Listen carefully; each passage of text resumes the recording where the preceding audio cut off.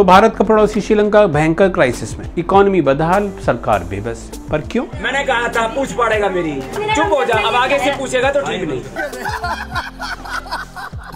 अपनी नीतियों से श्रीलंका का बेड़ा गर्क करने वाली सरकार ने अपने नागरिकों को समस्याओं और एंडलेस वेटिंग के स्पाइरल में डाल दिया है। घूमो, प्रेसिडेंट की इकोनॉमिक पॉलिसीज ने देश के खजाने में इतना पैसा भी नहीं छोड़ा कि श्रीलंका जरूरी वस्तुओं का इंपोर्ट भी कर सके। वैसे हमारे यहाँ अगर जीडीपी की ग्रोथ कम हो जाए और रेवेन्यू लॉस हो तो इसको अच्छे दिन बोलते हैं।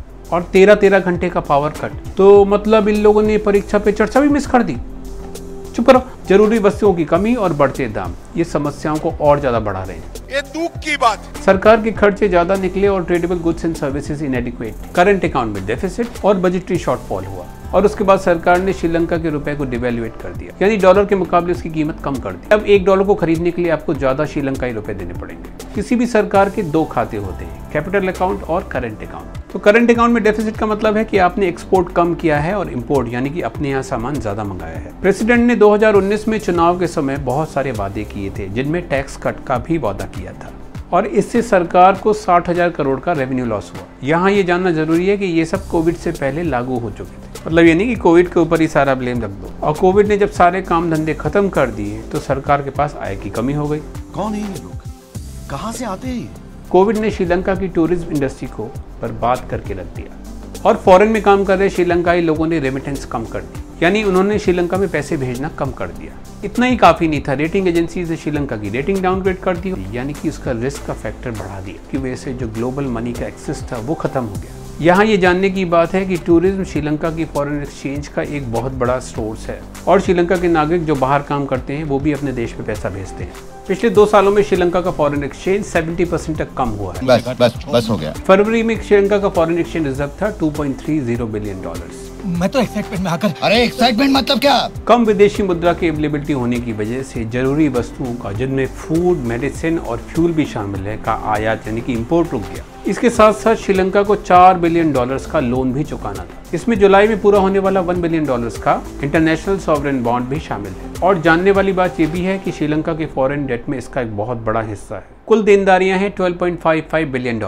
श्रीलंका ने ये लोन ज्यादातर एडीबी, जापान और चीन से लिए हैं और कोरोना के लॉकडाउन ने इसको और ज्यादा खराब कर दिया। 2021 के चौथे क्वार्टर में श्रीलंका की ग्रोथ सिर्फ 1.8% थी और पूरे साल की ग्रोथ सिर्फ 3.7% ही थी। आप इससे ये मत मान लीजिएगा कि कोरोना के पहले स्थिति अच्छी थी, कोरोना के पहले भी स्थिति खराब थी, बस कोरोना ने उसको और खराब कर दिया। श्रीलंका में इन्फ्लेशन यानी कि महंगाई की दर 6.5% से बढ़कर 17.5% पर हो गई है और इसे कंट्रोल करने के लिए श्रीलंका की सेंट्रल बैंक ने ब्याज दर को डबल डिजिट में पहुंचा दिया है। क्या मैं पूछ सकता हूँ ये सब क्या हो रहा है? बेरोजगारी की बढ़ती समस्या के साथ साथ आमदनी में कमी होने की वजह से बहुत सारे लोग गरीबी में चले गए हैं। वर्ल्ड बैंक के अनुसार रोज कमा के खाने वालों की संख्या में भी उछाल आया है और ये 9.2 से 11.7% पे पहुंच गई है। सरकार ने 50 लाख परिवारों को fragile financial status of low income house hold कहा और उन्हें 5,000 रुपए का अलाउंस भी दिया। कोविड के लॉकडाउन के समय रूस के यूक्रेन के हमले के बाद स्थिति और खराब हो गई और हाल ये हो गया कि बच्चों की परीक्षाएं तक टाल दी गई क्योंकि एग्जाम कराने के लिए कागज और इंक की कमी थी। लो मतलब बच्चे हमारे यहाँ मना रहे थे और अच्छे दिन आ गए श्रीलंका।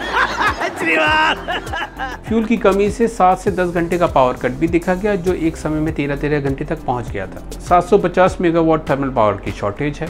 श्रीलंका की बिजली का 40% आता है हाइड्रो पावर से, पर बारिश न होने की वजह से पानी की कमी से ये भी प्रभावित हुआ है। कोयला और तेल की कमी से बिजली का प्रोडक्शन प्रभावित हुआ है क्योंकि श्रीलंका के पास इंपोर्ट करने के लिए पैसे नहीं है। सरकारी सीलोन पेट्रोलियम कॉर्पोरेशन का कहना है कि 2 दिन से श्रीलंका में डीजल नहीं है। तेल लेने के लिए झगड़े हो रहे हैं और सरकार को पुलिस लगानी पड़ी है पेट्रोल पंप पर। जरूरी वस्तुओं की कीमत में इजाफा हुआ है। एक गलत मत बोल, इंडिया में इसको देशभक्ति कहते हैं। कीमतें इतनी बढ़ गई हैं कि लोग जरूरी वस्तुएं भी नहीं खरीद पा रहे हैं और लोगों में काफी गुस्सा है सरकार के खिलाफ। क्या हो क्या रहा है, समझ नहीं आ रहा। बढ़ती कीमतों की वजह से परिवार का पेट पालना मुश्किल हो गया है। लोगों को लंबी कतारों में लंबा इंतजार करना पड़ता है अपने हिस्से का मिट्टी का तेल लेने के लिए और हर छोटी से छोटी जरूरत को प्राप्त करने के लिए। एक आम आदमी का जीवन लाइनों में सिमट के रह गया है क्योंकि उसे हर चीज के लिए लाइन लगानी पड़ रही है और ज्यादातर वस्तुएं अब राशनिंग के जरिए मिल रही हैं। लाइन में घंटों लगे लोगों को शांत कराने के लिए ही पेट्रोल पंप पे पुलिस को लगाना पड़ गया है। कुछ लोगों का यह हाल है कि पहले वो काम करते हैं पैसा कमाने के लिए और उसके बाद फिर उन्हें घंटों लाइन में लगना पड़ता है। मिडिल क्लास इसलिए परेशान है क्योंकि उसकी सारी सेविंग्स खत्म होती जा रही है और सरकार कह रही है और मुझे नहीं लगता मैं इसमें आपकी हेल्प भी कर पाऊंगा, इसीलिए मैं बाहर हूँ। सिचुएशन देखते हुए सरकार ने इमरजेंसी लगा दी थी और 5 तारीख को उसको हटा दिया गया। सरकार के मंत्रियों ने भी इस्तीफा दे दिया था। उसके बाद नए फाइनेंस मिनिस्टर बनाए गए थे जिन्होंने भी बाद में इस्तीफा दे दिया था। अब सरकार की मेजोरिटी खत्म हो चुकी है और अपोजिशन पार्टीज ने अपना विरोध बढ़ा दिया है। भारत की तरह श्रीलंका में भी बहुत सारे लोग इनफॉर्मल सेक्टर में काम करते हैं और इनकी संख्या वहाँ पे लगभग 60% है। कोरोना ने सबसे ज्यादा इन्हीं लोगों को नुकसान किया है। 2021 में श्रीलंका की सरकार ने केमिकल फर्टिलाइजर के यूज पर रोक लगा दी थी और उस रोक का एग्रीकल्चर सेक्टर के ऊपर और खासकर चावल की खेती के ऊपर बहुत बुरा प्रभाव पड़ा था। सरकार 100% ऑर्गेनिक खेती करना चाह रही थी पर हुआ उल्टा। मगर इतना सेंटी क्यों रहे? कभी एक्सपोर्ट करने वाला देश आज फूड की कमी से जूझ रहा है, कभी मौसम की मार और कभी सरकारी नीतियों की वजह से सरकारी खजाने को काफी नुकसान हुआ है। श्रीलंका की सेंट्रल बैंक ने $1 के एक्सचेंज रेट को 230 श्रीलंकन रुपीस पर फिक्स कर दिया है, जो पहले 200 से 203 के बीच में था। आपदा को अवसर में बदल। दिसंबर में बैंक ने $1 पे 10 रुपए एक्स्ट्रा देने की घोषणा करी थी जिससे कि रेमिटेंस बढ़ जाए, पर जनवरी में लगभग ये 61% कम हो गई। पिछले कुछ सालों में श्रीलंका ने विदेश से बहुत सारा पैसा उधार लिया है पब्लिक सर्विसेज को देने का। 2018 में राष्ट्रपति ने प्रधानमंत्री को हटा दिया था जिसकी वजह से कॉन्स्टिट्यूशनल समस्या पैदा हो गई थी। फिर 2019 की बॉम्बिंग और 2020 में कोविड। प्रेसिडेंट ने टैक्स कट की घोषणा करी थी जिससे कि इकोनॉमी को रफ्तार मिल सके।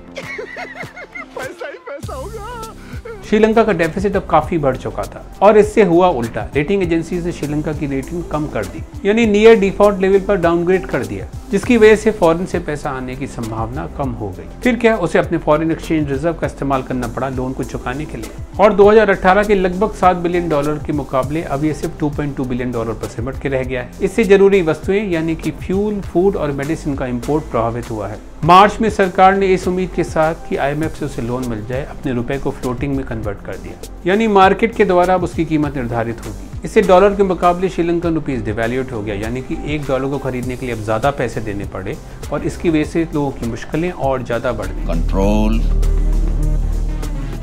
कंट्रोल उदय। पहले श्रीलंका की गवर्नमेंट और सेंट्रल बैंक ने अपोजिशन पार्टीज और एक्सपर्ट्स की इस बात को नहीं माना था कि IMF से लोन लेना चाहिए। IMF से लोन लेने के लिए उसकी अपनी शर्तों को उन्हें पूरा करना पड़ता, जिसमें टैक्स में बढ़त और इंडिपेंडेंट सेंट्रल बैंक भी शामिल है। बाद में रूस यूक्रेन वॉर के बाद स्थिति और खराब हो गई और सरकार ने IMF से मदद लेने की सोचना शुरू कर दिया।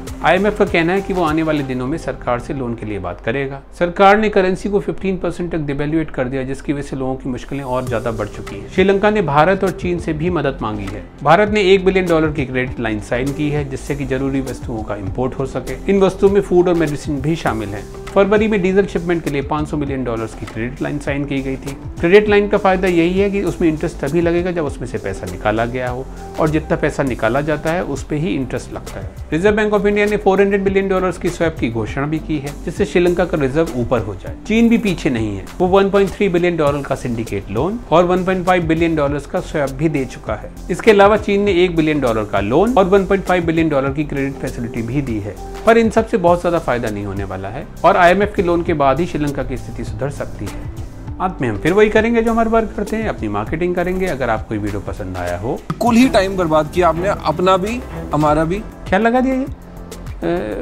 अगर आपको ये वीडियो पसंद आया हो तो इस वीडियो को लाइक करिए, हमारे चैनल को सब्सक्राइब करिए, बेल आइकन को प्रेस करिए जिससे आपके पास सारे नोटिफिकेशन भी आएँ। कमेंट करके हमको ये भी बताइए कि आपको वीडियो कैसा लगा। अब हम आपसे मिलेंगे अगले वीडियो में, तब तक अपना ख्याल रखिए, हंसते रहिए, मुस्कुराते रहिए। Bye bye.